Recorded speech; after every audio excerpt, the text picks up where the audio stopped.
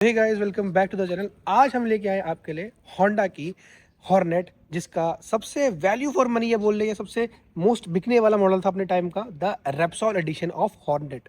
सो आज हम करने वाले हैं इसका ओनरशिप रिव्यू, जानेंगे इसकी जो ओनरशिप है उनकी कैसे इसका लेके एक्सपीरियंस है, क्या क्या इसके अंदर अच्छाइयाँ हैं, बुराइयाँ हैं, और बहुत सारी बातें करने वाले हैं इस वीडियो के अंदर। तो चलिए इस वीडियो को स्टार्ट करते हैं। हमारे साथ भाई आ चुके हैं। भाई कैसे हैं आप? बढ़िया भैया, आप कैसे हो? तो भैया आप एक बार अपना इंट्रोडक्शन दे दीजिए हमारे चैनल को। So guys, my name is Sahil Sharma, I live in Faridabad. तो मैंने ये बाइक परचेज़ करी थी 25 अक्टूबर 2023 में। तो अपना मैं शेयर करूँगा ओनरशिप रिव्यू मेरा कैसा है इस बाइक के साथ। तो साहिल भाई, मेरा सबसे पहला सवाल, जब आपने बाइक ली थी तो आपके मन में कोई और बाइक भी थी इसको लेते लेते कि यार अगर वो नहीं मिले तो ये ले लूंगा, ऐसा कुछ था मन में? जब मैंने बाइक ख़रीदी थी मैं बहुत यंग था, एज में 17 ईयर्स ओल्ड था। तो मेरा पर्पज़ था कि मैं एक स्कूटी लूँ अपने डेली कम्यूट के लिए। तो मैं होंडा के शोरूम में एक स्कूटी लेने गया था, बट ये बाइक इतनी अट्रैक्टिव थी, इसका रेप्सोल एडिशन इतना अट्रैक्टिव था कि मुझे बहुत अच्छी लगी, मेरे पेरेंट्स को भी बहुत अच्छी लगी। देन आई प्लान कि मैं ये बाइक लूँगा। तो अब अगर आप इसी बात पे आए तो क्या अब आपका जो डिसीजन था, अब आपको लग रहा है कि मैंने सही डिसीजन लिया ये? ओवरऑल मेरा मतलब एक्सपीरियंस तो बाइक के साथ बहुत अच्छा है और मुझे लगता है कि मेरा अच्छा डिसीजन है, fully satisfied with the bike. ठीक है, तो और सवाल पूछते भैया। अब नेक्स्ट सवाल मेरे से रहेगा कि जैसे आप अभी काफ़ी टाइम से इसको चला रहे होंगे, ऑलमोस्ट 2 साल हो चुके हैं, तो कैसा है इसका राइडिंग एक्सपीरियंस है? मतलब सिटी में, हाईवे में, थोड़ा खुल के बता पाएंगे? तो ओवरऑल राइडिंग एक्सपीरियंस तो बहुत अच्छा है। अगर आपको 80-90 मोस्ट 100 तक अगर क्रूज़ करना है तो ये बाइक बहुत अच्छा, मतलब बहुत अच्छा एक्सपीरियंस प्रोवाइड करती है। एंड डेली कम्यूट के लिए तो इसकी एवरेज भी बहुत अच्छी है और डेली कम्यूट के लिए बहुत स्मूथ इंजन है, रिलायबल इंजन है, तो डेली कम्यूट के लिए भी बहुत बेस्ट है। अच्छा, अगर आपने एवरेज की अब बात करी दी है तो एक बार एवरेज का नंबर बता दीजिए कि सिटी में एक बंदे को अगर रेप्सोल एडिशन या होंडा की हॉर्नेट लेता है तो कितने की माइलेज मिल जाती है? भैया इसमें नॉर्मली मीटर पे एवरेज शो नहीं करती है कि ओके, कितनी है। ओके। तो अगर बट मैंने एक बार टैंक टू टैंक करा था, तब ये मैंने नई नई परचेज़ करी थी, तो अराउंड ये 40 के तब मुझे माइलेज दे रही थी। एंड मतलब मुझे लगता है कि अगर हाईवे पे जाएं तो अराउंड मुझे 45 to 50 के बीच की माइलेज ये आराम से दे देगी। मतलब ऑलमोस्ट सिमिलर टू N160 का जो नंबर है, सेम मिल जाता है। हाँ हाँ, क्योंकि उसी की सेगमेंट में बिलोंग करती है ये। तो अब मेरा आपसे नेक्स्ट सवाल है भैया, ब्रेकिंग का आपका क्या फीडबैक है? मतलब जैसे आपने मुझे बताया था कि इसके अंदर सिंगल चैनल ABS इस वाले मॉडल के अंदर, तो कहीं से आपको वो ड्रॉबैक लगता है? थोड़ा बहुत तो ड्रॉबैक लगता है। मैं एकदम नहीं कहूँगा कि एकदम ही एक्सीलेंट ब्रेकिंग है, लेकिन गुड ब्रेकिंग है। मतलब इसे बैड भी नहीं बोल सकते, अच्छी भी नहीं बोल सकते, गुड बीच में आती है। अच्छा, मतलब इसी को अगर थोड़ा एलाबोरेट करें, जैसे पैनिक ब्रेकिंग की सिचुएशंस आती है, जैसे मान ली सामने कोई एकदम से बंदा आ गया, कोई जानवर वगैरह आ गया, उस टाइम पे बाइक का ब्रेकिंग का कंट्रोल कैसा है? तो आपको एक इंसिडेंट बताता हूँ, मेरे साथ हुआ था। मैं राजस्थान गया था, तो वो ये इसमें सिंगल चैनल एबीएस फ्रंट में आती है। ओके। तो मैंने एग्रेसिवली, एकदम से सामने एक राइडर आ गया, तो एग्रेसिवली मैंने ब्रेक प्रेस करी, पीछे वाले पैनिक ब्रेकिंग करी, तो ये पीछे से स्किड कर गई थी और नियर बाय मैं गिरने वाला था, ओ, बट वो मेरी बैलेंसिंग के चक्कर में बच गया था। तो इसका ये ड्रॉबैक तो है। तो मतलब यू से कि अगर डुअल चैनल ABS होता तो बाइक की ब्रेकिंग की बाइट थोड़ी और इंप्रूव की जा सकती हाँ जी, हाँ जी, क्योंकि एकदम से मैंने पैनिक ब्रेकिंग करी तो ये स्किड मार गई थी। है। Okay, okay. तो भैया अब इसी बात पे बात करें, जैसे आपने ये बता दिया, अब सस्पेंशन का थोड़ा बता दीजिए। आप मुझे बता रहे थे बिहाइंड द कैमरा कि सस्पेंशन के भी कुछ इश्यूज आए हैं, थोड़ा वो भी खुल के बताएंगे? तो स्टार्टिंग में तो सस्पेंशन बहुत अच्छे फील हुए थे, बट अभी थोड़े टाइम से मुझे इशू हो रहा था कि ये हर स्पीड ब्रेकर पे नीचे लग रही थी, क्योंकि जबकि इसकी ग्राउंड क्लियरेंस अच्छी खासी है 167। तो मैं इसे होंडा के सर्विस सेंटर लेके गया था, तो उन्होंने कहा था कि इसका पीछे का सस्पेंशन ख़राब है। तो मैं कल भी गया था वहाँ पर, बट उन्होंने कहा कि सैटरडे संडे वारंटी वाला बंदा नहीं आता, तो चेक करते हैं, अगर ये वारंटी में हो जाएगा तो वेल एंड गुड, बाकी देखते हैं।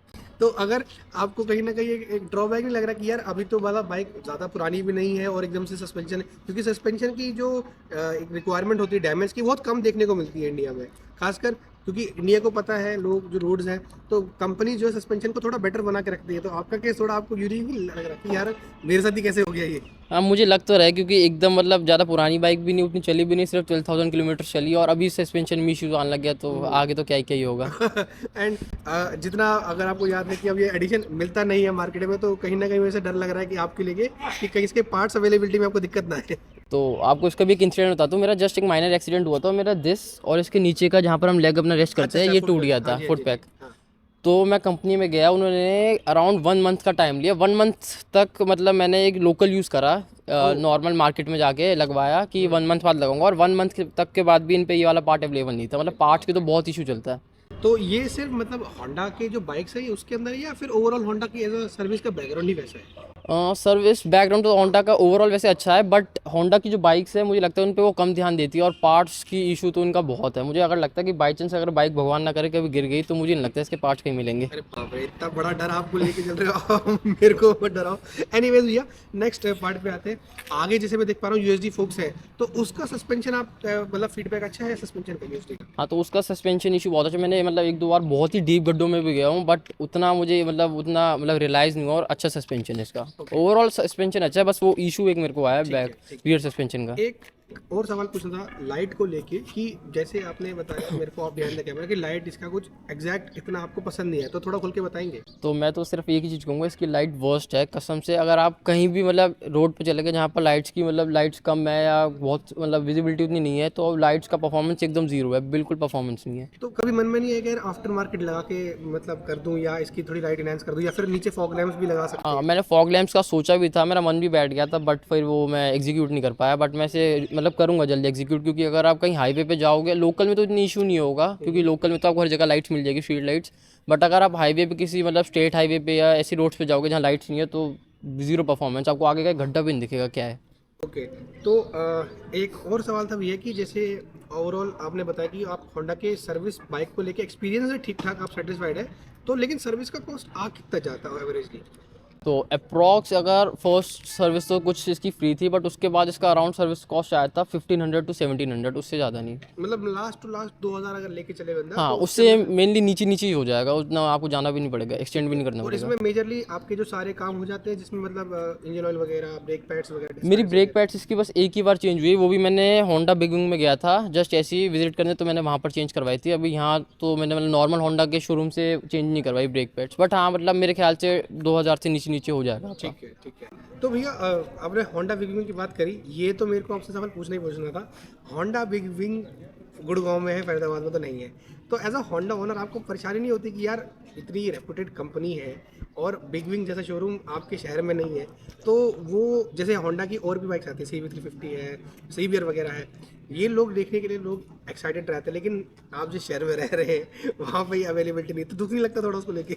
तो मेरी बाइक जो मेनली हो, तो देखो नॉर्मल होंडा के शोरूम्स में भी सर्विस हो जाती है, तो मेरे को इतना इशू नहीं होता। बट मेरे को लगता है कि मतलब फरीदाबाद इतना बड़ा मतलब सिटी है, तो यहाँ पर भी होंडा बिग विंग का एक शोरूम होना ही चाहिए था, क्योंकि यहाँ पर भी मैंने बहुत लोगों को देखा है, CB350 है, बहुत लोगों पे होंडा की बाइक है जो सिर्फ बिग विंग में मिलती है, तो उन्हें कितना इशू होता होगा रोज कम्यूट करना, मतलब जब भी सर्विस पे जाना। तो भैया अब चलते हैं मेन मुद्दों पे। ओवरऑल आपको बाइक के प्रोज क्या लगे कि मतलब ये तो मुझे इस बाइक में भा गया? प्रोस तो सबसे पहले मुझे इसका लगा लुक्स, इसके लुक्स बहुत डैशिंग है, बहुत अच्छे लगे, अट्रैक्टिव लगते हैं, लोग पूछते हैं कि कौन सी बाइक है।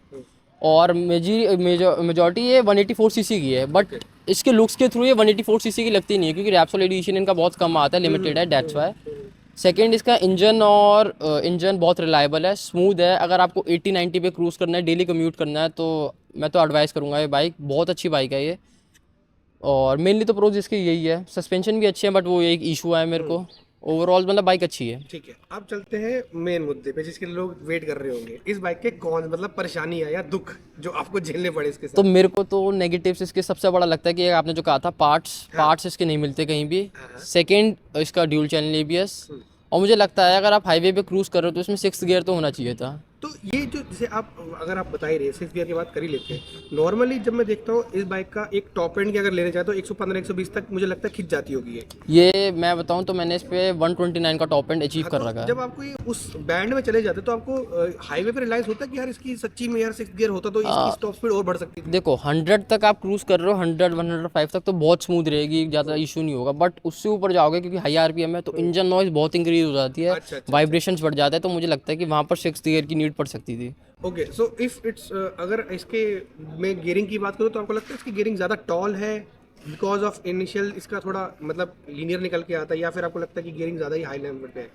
मेरे को कभी ऐसी इशू तो नहीं हुआ, क्योंकि मेनली तो मेरा सिटी में कम्यूट रहता है, तो उसके हिसाब से मेरे को परफेक्ट लगती है इसकी गियरिंग, मुझे इतना इशू आया नहीं आज तक। ठीक है, ठीक है।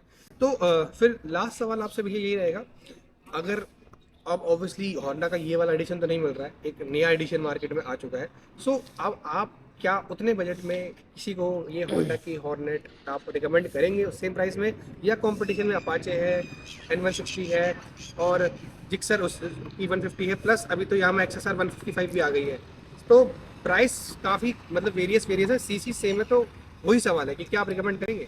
देखो जो इसके कॉम्पिटिटर्स है वो भी बहुत अच्छा कर रहे हैं मार्केट में, तो as compare to them Honda की ये हॉर्नेट बहुत कम बिक रही है, सेल हो रही है। बट मैं तो पूरा एडवाइस करूँगा लोगों को कि अगर कोई लेना चाहता है तो वो पर्सन जा सकता है होंडा की बाइक से लिए, क्योंकि अब इसमें डुअल चैनल एबीएस भी आने लग गया। पहले एलसीडी डिस्प्ले थी, अब टीएफटी आने लगी। जो मतलब मेन जो इश्यूज थे वो उन्होंने रिजॉल्व करी है, होंडा ने कस्टमर्स की सुनी है। तो मैं तो एडवाइस करूँगा अगर किसी बंदे को स्मूथ इंजन चाहिए, रिलायबल बाइक चाहिए जो कभी इशू ना करे फ्यूचर में ज़्यादा उतनी, और मेनली हाईवे पे उतना नहीं है, मतलब 80-92 मतलब मैक्सिमम 80-90 क्रूज़ करना है और डेली कम्यूट है, तो मैं तो लोगों को एडवाइस करूँगा कि ये बाइक के लिए जाए, क्योंकि बहुत अच्छी बाइक है। ठीक है भाई। तो साहिल भाई थैंक यू हमारे चैनल पे आने के लिए, आपका बहुत बहुत थैंक्स, आपने पूरा खुल के बताया। साहिल भाई का जो इंस्टाग्राम है मैं अपने यूट्यूब डिस्क्रिप्शन में डाल दूंगा, आप चाहे तो वहाँ से उनसे बात कर सकते हैं, बाइक के ऊपर जो भी क्वेश्चन है आप उनसे पूछ सकते हैं। बाकी लाइक करें इस वीडियो को, शेयर करें अपने दोस्तों में, और मिलते हैं आपसे अगली वीडियो में, तब तक के लिए पीस।